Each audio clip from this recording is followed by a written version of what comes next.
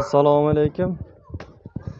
Xo'p, ko'chalarda mana xuddi mana shunday kartoshka, piyoz bozor keldi. Labochilar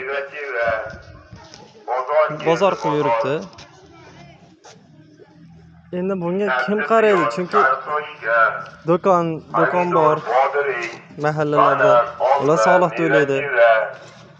Bozor keldi, bozor. Endi bular do'kon oldidagi mahallalarda ham aylanib tarqab sotib yurishibdi. Do'konlarda umum o'tish suslashib ketgan. Chunki har bitta ko'chaga kirib